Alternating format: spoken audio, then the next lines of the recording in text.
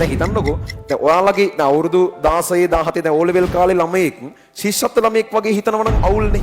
ඕගොල්ලෝ කවුරුත් ඒ වගේට කැමතිත් නෑනේ. ඌ හිතන්නේ පොඩි එකෙක් වගේ අපෝ ඌ එනම් මේ මෝඩ වැඩ කරන්නේ පොඩි උන් කරන වැඩ කරන්නේ. දැන් ඔහොම ළමයි ඕගොල්ලෝ ආශ්‍රය කරලත් තියෙනවා. සමහරු O level වුණාට උන්ගේ ඔළුව තියෙන්නේ 8 වසරේ. හරි දැන් ඇඟෙන් O level දික්කලිසං එහෙම අදින්නේ. ඒ උනාට මානසිකත්වයේ 8 වසරේ තියෙන්නේ. හරි.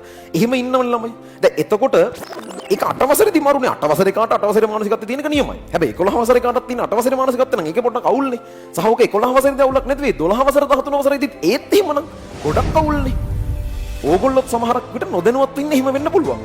දැන් ඕගොල්ලෝ හිතන්න ඕනේ මම අර කියපු වගේ දේවල්. හැබැයි ඕගොල්ලෝ සමහරක් විට හිතන්නේ O level ළමයි හිතන්න ඕන දේවල් වෙන්නද? ඕගොල්ලන්ට ලොකුම දේ මේ වටිනම දේ සමහරක් විට යාළුවොත් එක්ක ඉන්න ඒක වෙන්න ඇති. මං කියන්නේ ඒක නරකයි නෙමෙයි. හැබැයි මේක බැලන්ස් වෙන්න ඕන තැන් තියෙනවා. හැම වෙලාවෙම ඊළඟ චැප්ටර් එකට ලෑස්ති වෙන්න ඕන. මේ වෙලාවෙත් ඔයා හිතන්නේ O level විදිහට නම් මේ වෙලාවෙත් ඔයා රස්තියාදු ගහන ඒක නම් වාගේ වැඩේ. මේ වෙලාවෙත් ඔයා මොකක් හරි ඒ වෙලේ හදාගත්ත తాවකාලික ආතල් ටිකක් පස්සේ නම් යන්නේ.